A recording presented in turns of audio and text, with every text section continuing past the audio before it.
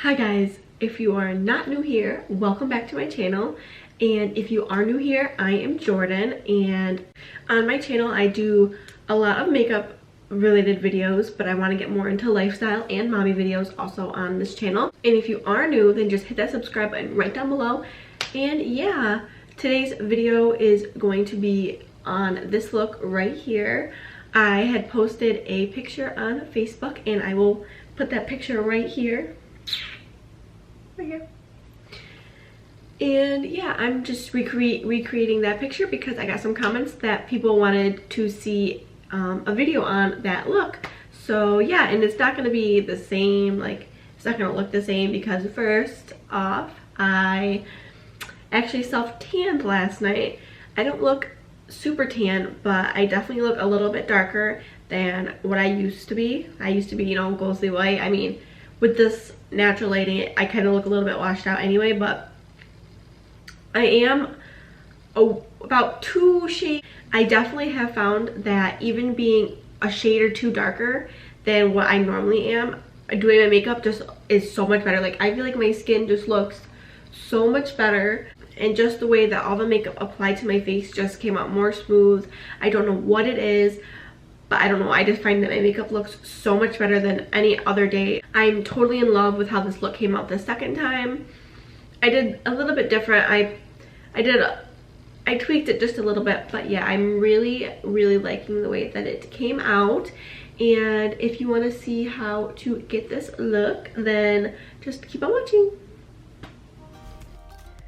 Hi guys, so I picked up this cat ear headband because are you even a YouTuber without one of these?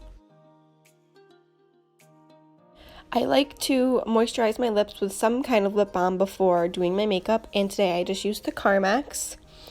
It really makes it nice and smooth when you go to put your lip color on. And right here I'm just showing you how I do look a little bit self-tan compared to my neck to my face. And I'm just going to be starting off with the ColourPop Brow Boss in the shade light brown, and I'm just going to be filling in my brows.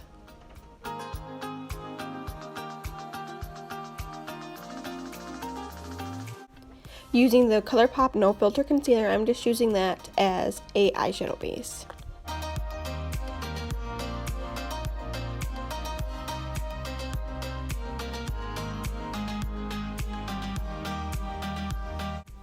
Now I'm going to be taking my Jaclyn Hill palette and going in with the shade MFEO as a transition color. And I'm really just going to be buffing that right into the crease, just using back and forth motions and kind of swirly motions as well. Next, I'm going to be going into the shade Pooter, and I'm just going to be putting that in my transition area, but a little bit lower as well.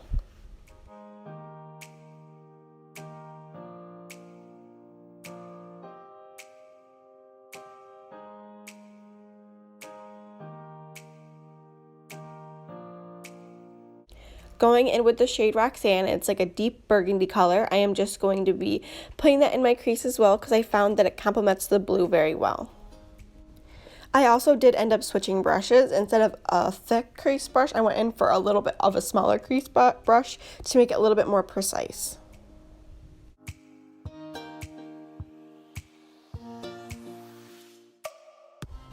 The last color I used was more of an orangey burgundy color. This is like a true red burgundy color, and on a small pencil brush, I'm just going to be focusing that in the outer V of my eye.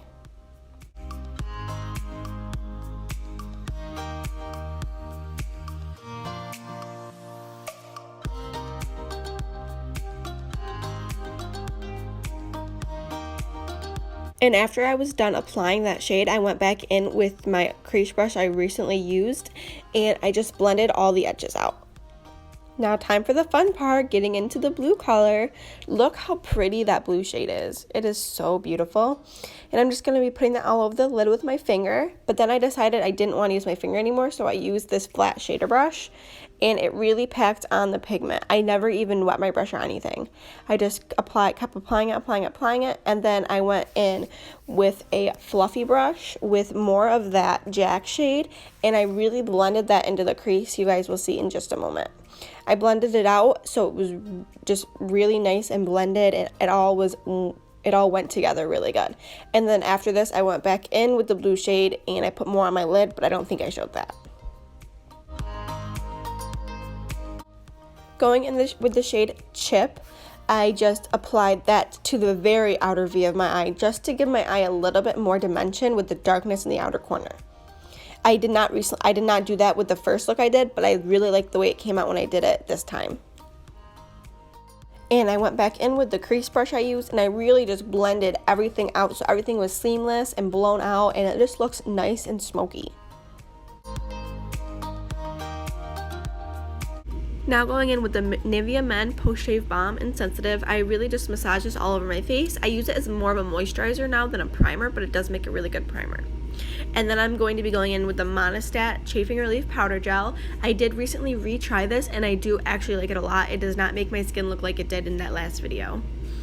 And then I'm going to be going in with the Wet n Wild PhotoFocus Foundation in 2 different shades because I am a mix. And then I went to go check on Gray and I saw him like this. Oh my goodness, he was sleeping. It was so cute. Thought I had to share it with you guys. But yeah, I'm applying some stripes of the darkest shade on my face, which is the shade, I believe, Soft Beige. And I'm just blending that in with the sponge because I wanted to see if this was actually my shade right now. And I ended up applying a little bit more on my face because I didn't like the coverage the way it was. And then I applied some of the ivory, the nude ivory as well, because them mixed together was my perfect shade for me being this little bit self-tan that I am. And then I went back in with the ColourPop No Filter Concealer, and I actually like this concealer a lot now that I'm a little bit darker, and I actually found that it was a little bit too light for me right now. So I blended it out and I put a little bit more of the dark foundation on my sponge, and I blended that into the concealer as well, but I didn't show that. But that's what I ended up doing to make the concealer just fit my skin tone better now that I'm a little bit tan.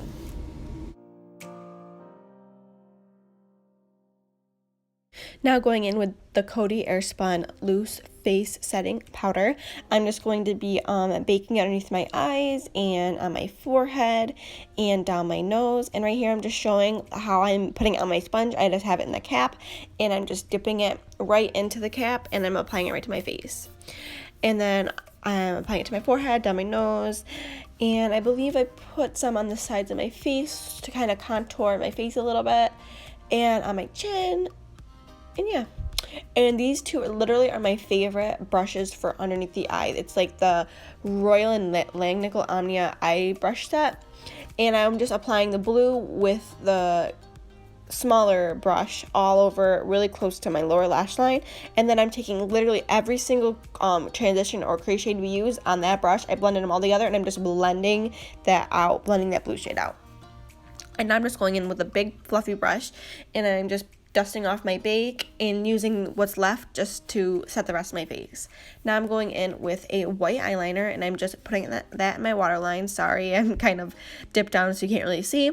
And then I'm going in with a Yonique Epic Mascara and just applying that to my lashes to prep my lashes for falsies. And I'm also going to be coating my lower lashes, but I'm going to be using the same lashes, the LA Colors DramatiLash in the style Diva, only because these are the only lashes I really have right now, and they are actually really good. I really like them a lot, but I really need to go pick up some more kinds.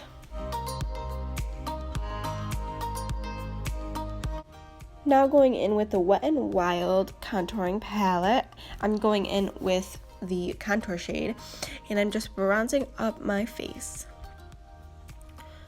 I seem to like all my products now a lot better since I'm self-tanned. Like I just feel like they just apply so much better to my face.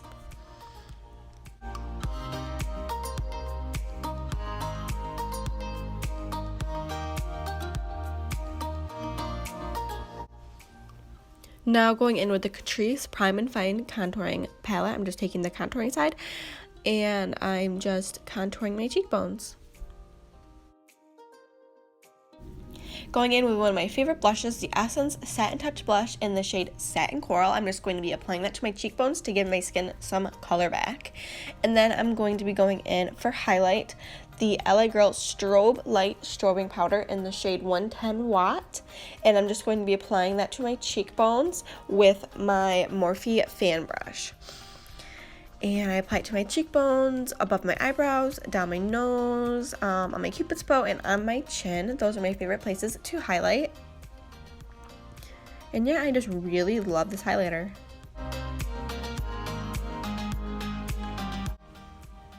I went back in with the Wet n Wild contour palette, the contour side, and I just used this eyeshadow crease brush just to contour my nose a little bit.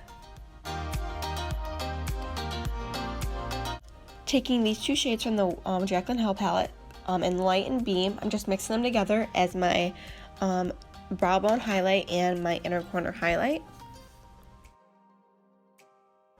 Going in with the L'Oreal Brow Stylist Plumper, I'm just going to be using that to set my brows, and I like to set my brows after my face is done, so that way I can kind of darken my brows in case any powder has gotten in there. And then going in with the Jordanna lip liner in the shade Rock and Rose, I'm just going to be lining my lips.